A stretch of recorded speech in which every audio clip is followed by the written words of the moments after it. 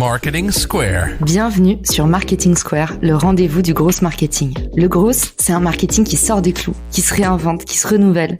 C'est aussi un mindset qui repose sur l'envie de se dépasser, de se détacher de ses opinions une bonne fois pour toutes et d'apprendre en continu. Si tu te reconnais dans cette description, que tu sois débutant ou expert, abonne-toi. Ce podcast va devenir ton meilleur allié. Je suis Caroline Mignot, grosse marketeuse et entrepreneur. Et chaque semaine, je partage sans compter des astuces concrètes, des méthodes actionnables, des idées utiles pour faire grandir ton business et rester à la pointe des nouveautés. Si cet épisode te plaît, tu peux le partager en me taguant ou lui laisser 5 étoiles sur Apple Podcasts. Bonjour à tous et bienvenue dans ce nouvel épisode de Marketing Square. Aujourd'hui, on va parler d'un sujet dont on parle trop peu, comment générer des ventes localement. Et pour ça, il y a un outil qui nous sert souvent à trouver notre chemin, mais qui peut aussi servir à nos clients pour trouver notre chemin. Il s'agit de Google Maps et aujourd'hui, avec moi pour en parler, Amine Oshi. Salut Amine, bienvenue dans le podcast. Salut Caroline, merci. C'est un honneur pour moi d'être là. Honneur partagé. On s'est rencontrés dans les commentaires de ton post LinkedIn qui m'a beaucoup attiré l'attention. Je mettrai ton LinkedIn dans les ressources de l'épisode pour qu'on puisse retrouver tes contenus et aller plus loin si besoin. À qui on s'adresse dans cet épisode? Qui est-ce qu'on va aider concrètement?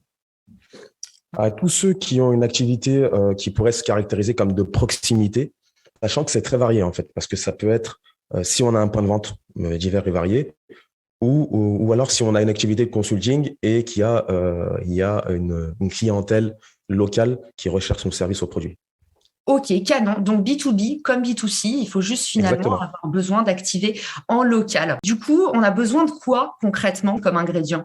Alors c'est tout simple, il suffit d'avoir une adresse postale. Oh bien, on adore quand c'est jamais facile comme ça dans la vie. On t'écoute pour la méthode de comment générer des ventes via Google Maps. Une petite introduction par rapport à Google Maps. Donc il faut savoir que aujourd'hui, on vit dans un monde qui est ultra connecté. C'est pas un secret.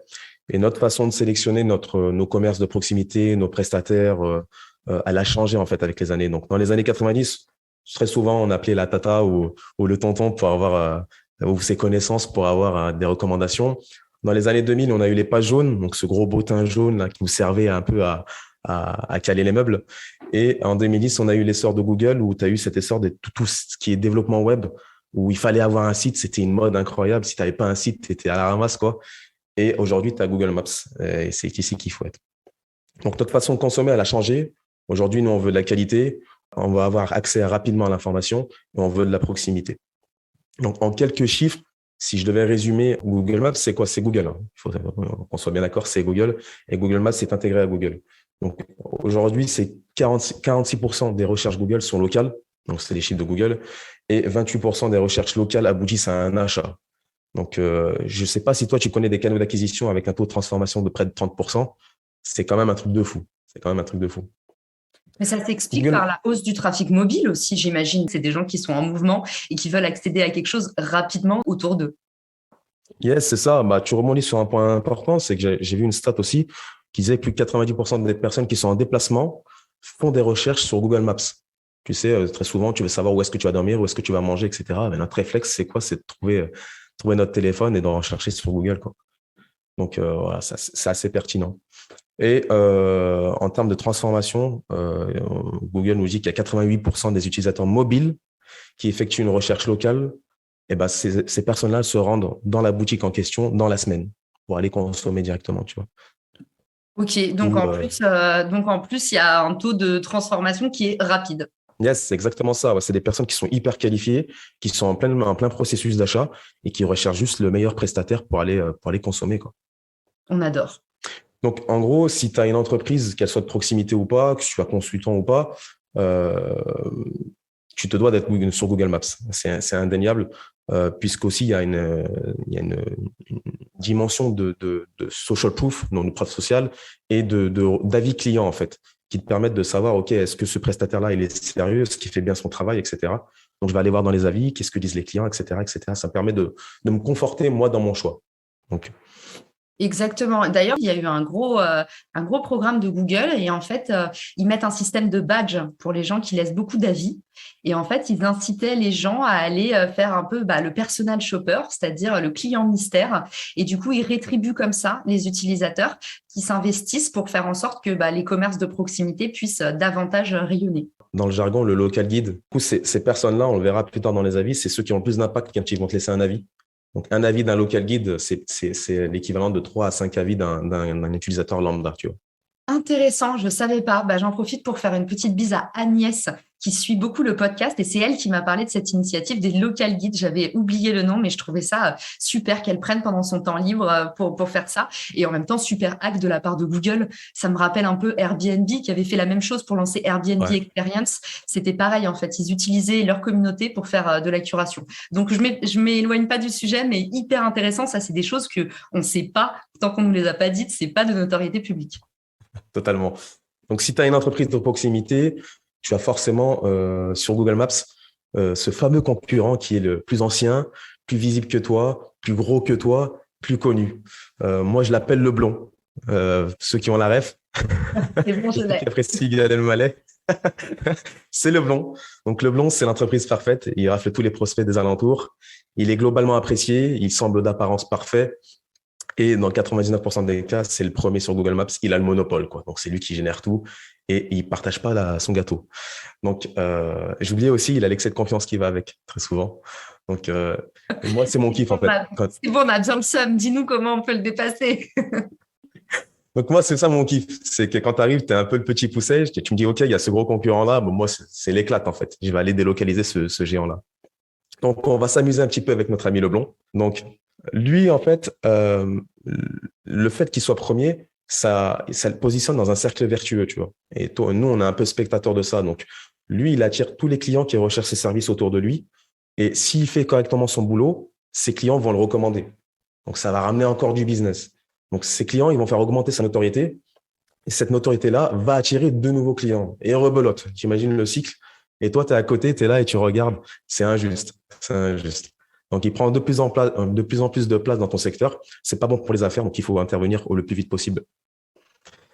Et du coup, on va du coup actionner les 17 étapes que j'ai listées. Wow, On va s'accrocher. En tout cas, tu as complètement raison. En fait, cette logique, les riches deviennent de plus en plus riches, c'est valable pour tout dans la vie. Et tu as raison de rappeler qu'en fait, un, c'est possible de faire quelque chose. Deux, par contre, il faut s'y mettre le plus tôt possible. Yes, c'est ça.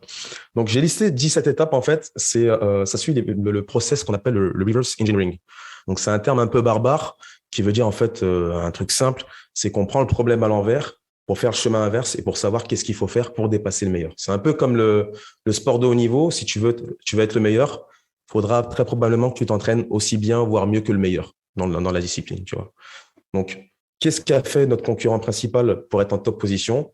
On va aller analyser ça et faire mieux pour dépasser ce blond.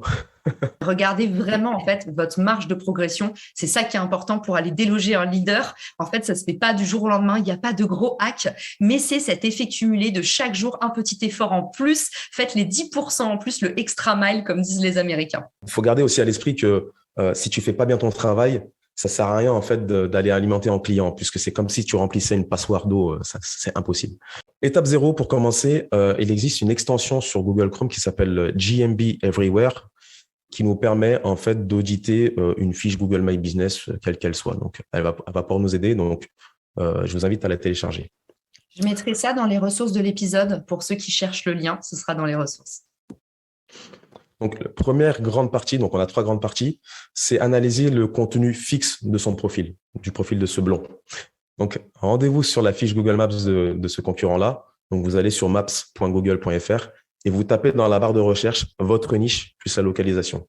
Un exemple, je suis une agence immobilière à Lyon, je tape agence immobilière Lyon. Donc, très probablement, vous allez avoir les top résultats qui vont arriver et donc le premier sera votre top concurrent. Ensuite, en point numéro 2, c'est souvent négligé, c'est de vérifier s'il a mis une localisation dans le titre. On se souvient que le travail de Google, en fait, c'est de matcher au max la recherche de l'utilisateur avec les résultats. Donc, si le mot-clé qui est recherché, c'est agence immobilière Lyon, il faut pertinemment mettre ce mot-clé-là dans le titre de son établissement. Voilà. On entend pas mal de rumeurs qui disent qu'il ne faut pas le faire. En attendant, on a fait des tests. Ça fonctionne pour le moment, donc autant le faire. Le SEO, c'est un peu un monde où on a beaucoup d'informations, des personnes qui disent il faut faire comme ça, comme ça, comme ça, mais on ne sait pas réellement pourquoi, tu vois. D'ailleurs, c'est dans un cours où j'interviens à la Bridge School à Paris, j'explique en fait les brevets qui ont été déposés par Google qui expliquent les grands principes fondamentaux du SEO, tu vois. Donc, ça nous permet d'expliquer pourquoi on fait les choses. Tu as complètement raison de le rappeler, hein, se méfier de la parole prophétique des gourous et vraiment en fait faire ses propres tests parce qu'il n'y a pas une situation qui est similaire, donc complètement aligné avec toi. Totalement. Donc, premièrement, allez sur Maps, regardez le top concurrent, regardez s'il a mis la localisation dans le titre. Et en 3, l'extension en fait nous donne les catégories qu'il a renseignées dans son Google My Business. Donc, on les note bien précisément. Et moi, ce que j'aime bien faire, c'est que je prends le top 3 et je prends toutes les catégories qu'ils ont renseignées, je fais un mixte et je l'intègre dans ma fiche Google My Business.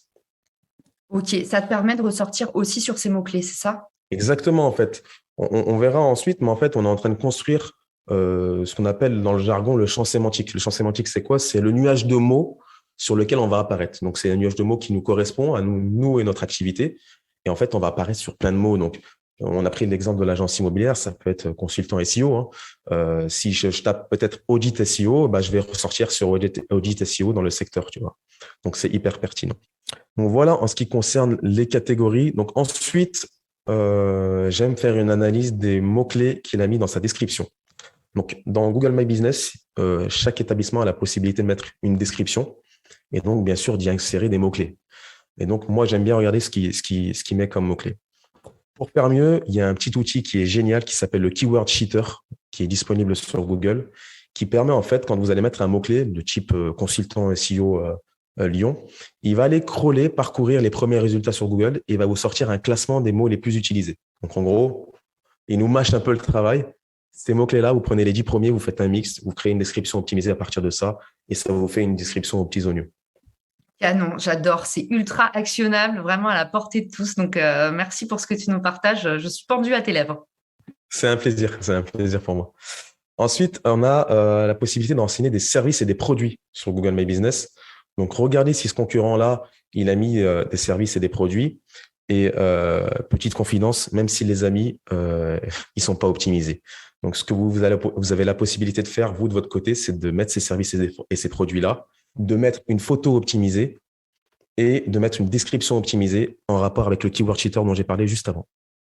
C'est quoi une photo optimisée? Est-ce qu'on parle de haute définition, de définition d'image? Est-ce qu'on parle d'un format? Est-ce qu'on parle de une photo qui traduit mieux le message qui correspond à la cible? Qu'est-ce que tu mets derrière une photo optimisée?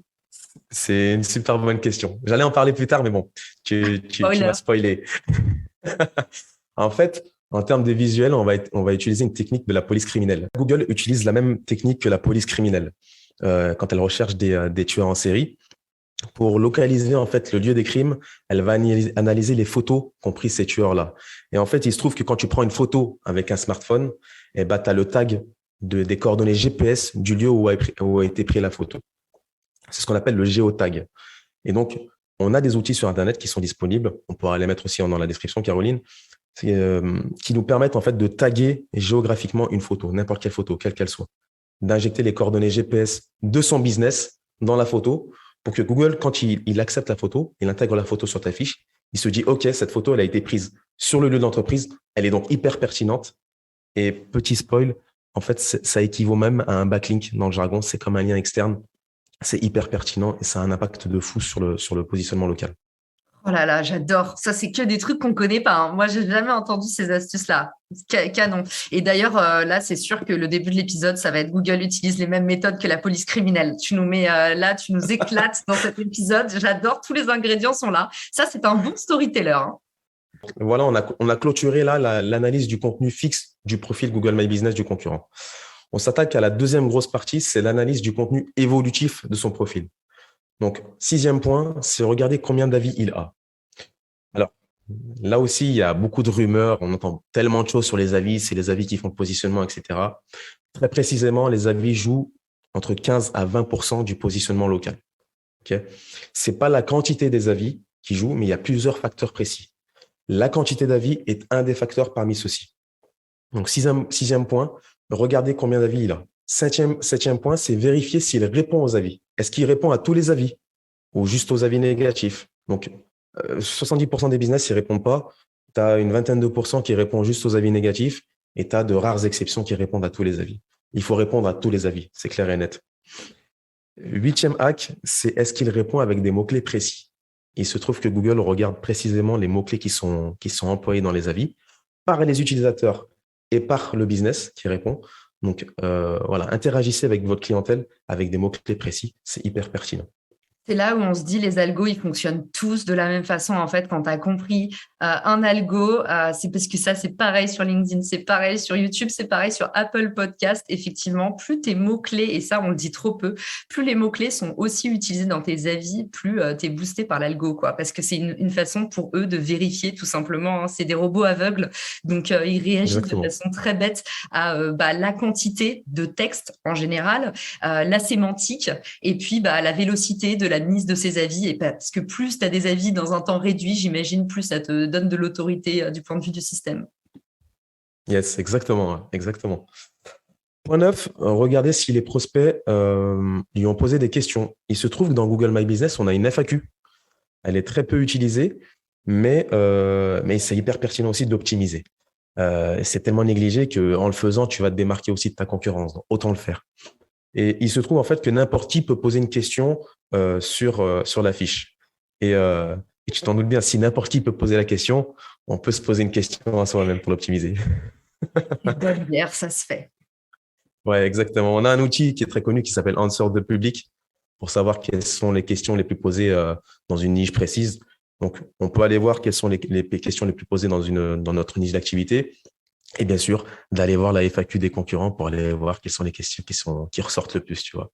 Donc, tu te poses la question à toi-même et tu peux même te répondre à toi-même. Et du coup, ça fait que quand il y a un utilisateur qui va aller voir la FAQ, c'est peut-être quelqu'un qui est en phase de recherche, qui se pose des questions. Il va peut-être trouver les réponses qu'il cherchait dans ta FAQ. Donc, carrément. Et j'adore que tu aies partagé Answer the Public. Je t'en parle tout le temps dans le podcast parce que c'est une super façon d'aller chercher des idées pour créer du contenu, justement. Pas des contenus en fonction au doigt mouillé, en fonction de nos opinions, mais du vrai contenu qui part des recherches utilisateurs. Donc, finalement, ce que les gens demandent.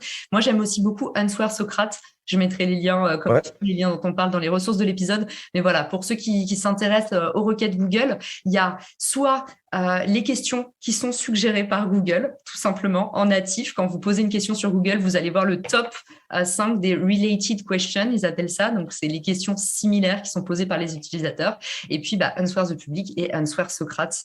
Merci. Très, très bon rappel. Yes, Answer Socrate, j'en ai entendu parler il y a 7 semaines, la semaine passée sur LinkedIn. Et ouais, je suis allé voir, c'est assez intuitif, je trouve.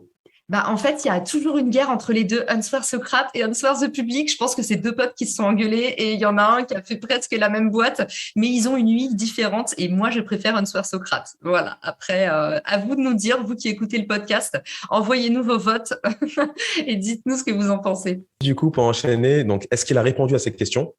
Donc, c'est un peu comme les avis. Est-ce qu'il a répondu? Et point 11, est-ce qu'il a répondu avec des mots-clés? Encore une fois, le keyword cheater pour aller crawler des mots-clés qui sont en lien avec un sujet précis. Ça clôture le deuxième point, la deuxième grande partie qui était analyser le contenu évolutif du profil du concurrent. Ok, donc là, on n'est pas encore, j'adore parce qu'on est encore dans cette phase d'audit. Toi, tu nous dis vraiment, avant de commencer à bidouiller votre fiche, on part de l'existant, on fait un audit très ciblé de ce qui est sur la fiche numéro 1, la plus consultée. Et en fait, encore une fois, c'est toujours pareil. Ce qu'on dit, c'est pareil sur les sites web de vos concurrents pour faire une landing page, pour un profil LinkedIn. En fait, partez de quelqu'un qui fait déjà les choses très bien, chopez ses petites recettes et faites tout simplement mieux que lui. C'est pareil pour les articles de blog. Quand tu veux remonter en SEO, prends le top article, celui qui remonte et fais-en un truc encore mieux. Et voilà, toujours les mêmes recettes, mais on ne se lasse pas de le dire et c'est comme ça qu'on va passer à l'action. Yes. Point 12, du coup, combien de photos il a ajouté à son profil? Il faut savoir que dans Google My Business, vous avez la possibilité d'ajouter des photos en masse, entre parenthèses, et tout le monde ne le fait pas automatiquement. On observe qu'à partir d'une centaine de photos, on fait un réel bond dans la visibilité. Donc, n'hésitez pas à mettre un max de photos.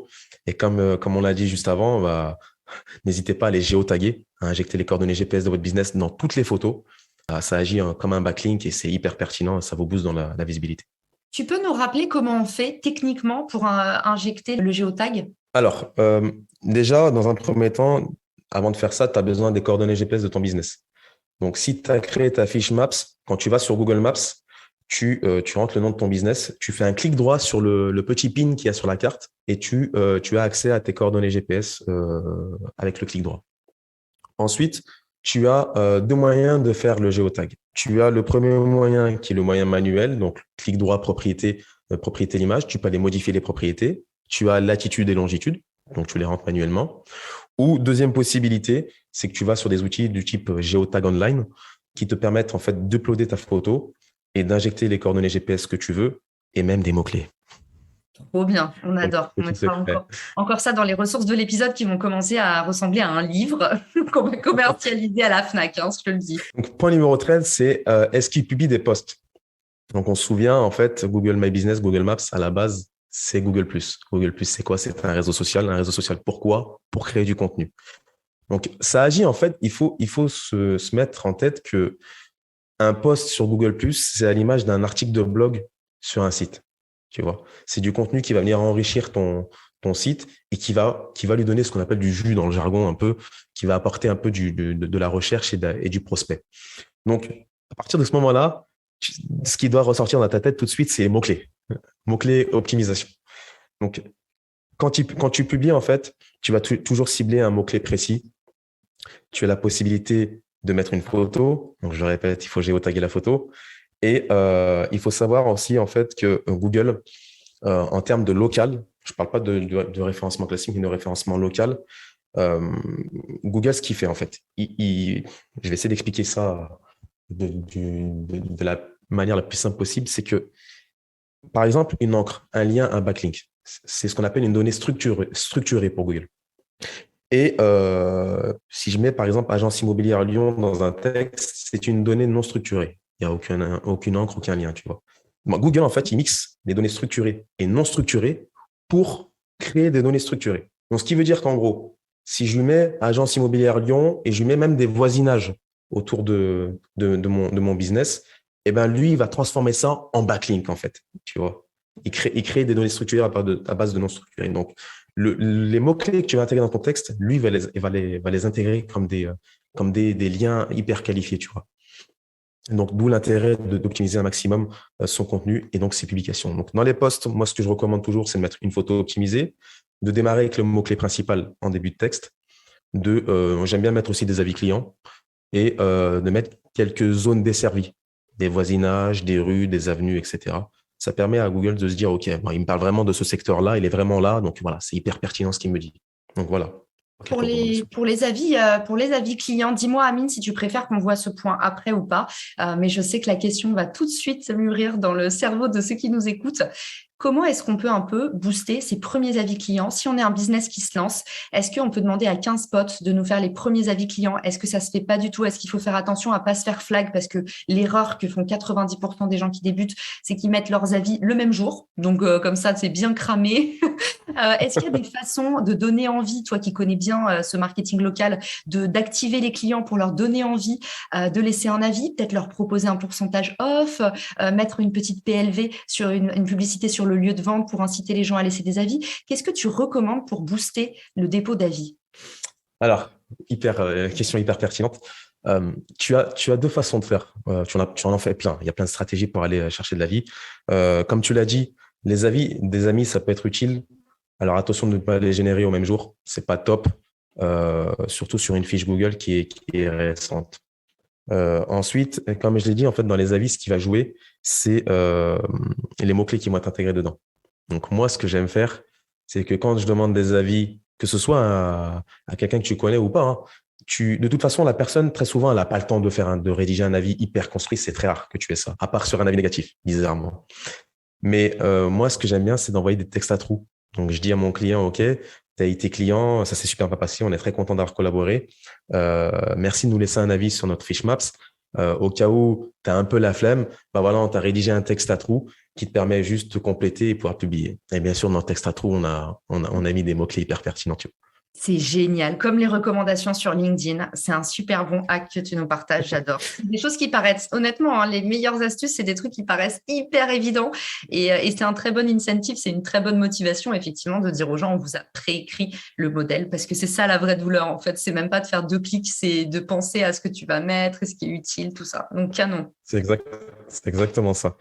Ensuite, pour ce qui concerne de la vente, on va dire de masse, de produits, plus précisément. Donc, pour du food, un restaurant de burger ou quoi que ce soit, ou un salon de coiffure, ce qui est hyper pertinent, c'est de demander l'avis directement à la caisse. En gros, au plus proche de la transaction. Au plus proche de la transaction.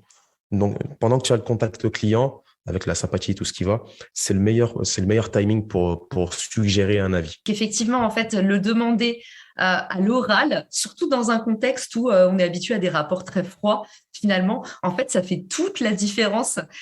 C'est un peu comme quand tu sais, tu arrives au supermarché et le mec te dit, est-ce que vous voulez donner à telle association? En fait, tu es tellement surpris que la relation commerciale soit plus juste bonjour, tic, tic, tic, au revoir, que du coup, effectivement, le dire à voix haute, avec son regard, avec son sourire, avec son énergie, je pense qu'effectivement, tu laisses une empreinte mémorielle qui est bien plus forte qu'un petit mail à la fin de la transaction.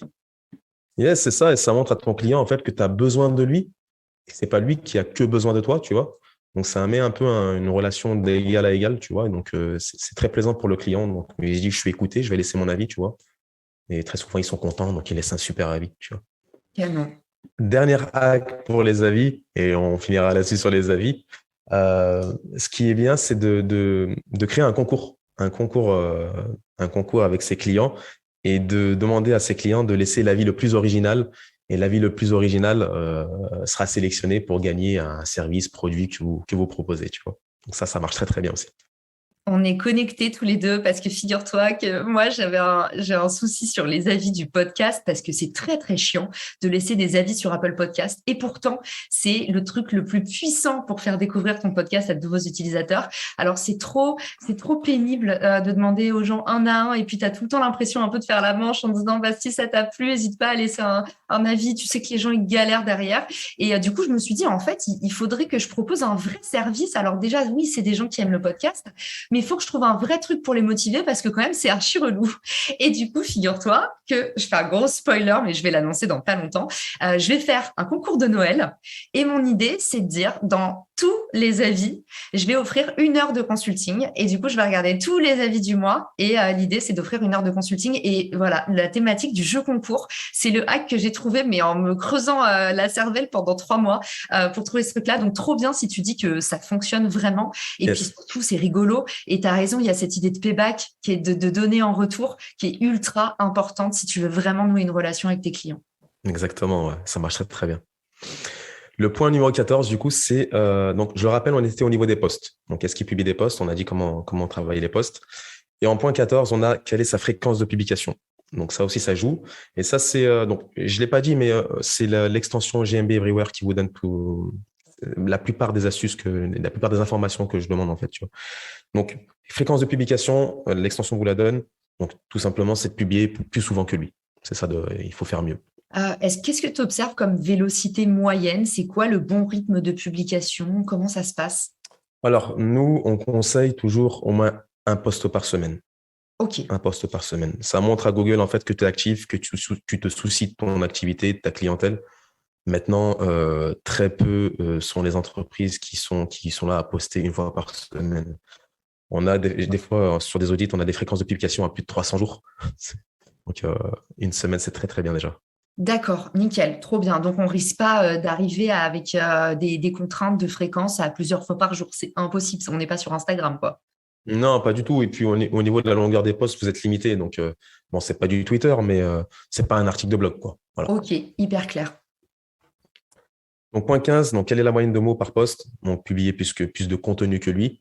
Très souvent, c'est des posts très courts qui font, voilà, aller chercher un peu plus de contenu, etc. Sans être spammy, préciser. Et voilà, est-ce qu'il utilise des mots-clés précis dans ses posts? Donc, je le disais, on peut rajouter les voisinages, on peut rajouter les services qu'on propose, tout ce qui est environnant. Donc, n'oubliez pas Keyword Cheater, l'outil qui vous permet d'aller générer des mots-clés secondaires. Donc, hyper pertinent. Est-ce que dans ses posts, il met des photos? Donc, comme j'ai dit, le géotag, allez taguer avec les coordonnées GPS de votre business dans les photos pour que cette photo-là agisse comme un backlink pour vous. Donc, ça va booster votre visibilité sur Google Maps. Donc, 17 étapes, c'est un peu chargé, mais c'est des étapes qui sont actionnables simplement. Et en bonus, si je devais terminer, c'est au niveau du contenu visuel. Donc, moi, ce que je vous conseille, c'est de géotaguer n'importe quel contenu visuel. Donc, le logo, la photo de couverture de Google Maps et la photo des services et produits, comme je l'ai dit. Avec ça, vous avez une fiche Maps aux petits oignons, vraiment. Canon. Est-ce que ça vaut le coup dans les avis de demander des photos? Est-ce qu'il y a un boost algorithmique? Est-ce que tu as remarqué que ça convertissait mieux? Qu'est-ce que tu en penses? Oui, c'est hyper pertinent puisque les deux facteurs qui font qu'un avis se démarque d'un avis classique, c'est premièrement qu'il soit publié par un local guide et deuxièmement qu'il ait des photos dans l'avis. Puisque aussi les photos qui sont dans les avis sont réutilisées par Google pour les montrer aux utilisateurs ensuite. Du coup, en clôture de l'épisode, Amine, quels sont les résultats concrets qu'on peut attendre sur son business? Et puis aussi, j'imagine, quel est le time lead, le temps moyen avant que ça se réalise? Est-ce que c'est très court, très long, entre les deux? Dis-nous tout. Alors, les résultats dépendent de la niche, en fait, et du secteur géographique. Ça dépend si tu es en milieu rural ou en métropole, et ça dépend si tu as énormément de concurrence ou pas du tout. En termes de résultats, on a les premiers résultats dès les 4 premières semaines, ce qui est assez incroyable pour du référencement. Tu vois un premier bond dans les résultats, et en 3 mois, tu es à même de te positionner dans le top 3. Donc, voilà, c'est carrément impossible sur du SEO, sur des requêtes qui sont ultra concurrentielles. Donc, à titre d'exemple, sur une agence immobilière en métropole, pour ne pas dire la capitale, on s'est positionné de la 26e à la première place en moins de 3 mois, ce qui a fait qu'en termes de lead, derrière, ils ont fait x3 sur les appels entrants, x3 sur les visites en agence et x3 sur les visites sur le site web qui, eux, finissent aussi en agence et en coup de téléphone. Tu vois. Donc, en IMO, malheureusement, j'ai pas les informations de conversion. Et s'il y a des amis de l'immobilier qui nous écoutent aujourd'hui, vous êtes un peu parano, un peu légèrement parano. C'est canon, merci. Donc, en fait, on peut atteindre de vrais résultats très rapidement. Donc, c'est un petit peu plus facile déjà de ce que tu nous as dit, moins technique que le SEO. C'est un petit peu les mêmes recettes, mais finalement, c'est assez facile à actionner pour tous. Donc, c'est un levier organique. Ça mange pas de pain, c'est-à-dire que c'est non payant, c'est encore quelque chose qui vous évite de cramer tout votre budget en publicité. Bravo, c'était ultra pédagogique, c'était ultra compréhensible, accessible. Moi, ça m'a donné envie de faire ma fiche Google My Business. Et puis, ça donne envie aussi de découvrir ton agence Localize. Du coup, comment est-ce qu'on peut te contacter si on a une question, si on veut sous-traiter, parce qu'on voit quand même que c'est un travail de fourmi. Donc, pour ceux qui n'ont pas le temps, j'imagine qu'ils peuvent passer aussi par ton agence. Raconte-nous quel est le meilleur moyen pour te joindre. LinkedIn, demandez-moi, faites une demande de connexion et puis on échange ensemble sur les besoins. On voit ce qu'on peut faire. Trop bien. Et puis, je vous invite aussi à suivre ce que fait Amine parce que c'est un super créateur de contenu. Donc, voilà, c'est un très bon pédagogue et aussi visuellement, il fait des accroches sympas sur LinkedIn. Donc, voilà, un homme parfait. Merci d'avoir été avec moi pendant cet épisode, Amine. Et puis, je vous souhaite à tous une très bonne journée, soirée et je vous dis à bientôt sur Marketing Square. Ciao. Bye bye. Si t'as écouté jusqu'ici, c'est certainement que cet épisode t'a plu. Ce podcast est rendu possible par Richmaker, le Tinder du B2B comme on l'appelle. C'est une plateforme que j'ai lancée et qui permet d'identifier des partenaires compatibles en fonction de ton business. En gros, dis-moi quels sont tes objectifs marketing et je te dirai qui va t'aider à les dépasser au sein de ton écosystème. Pourquoi aller chercher ses clients un par un quand on peut placer sa croissance en pilote automatique? Plus d'excuses, passe à l'action et à très vite sur Marketing Square, le podcast du gros marketing. Marketing Square.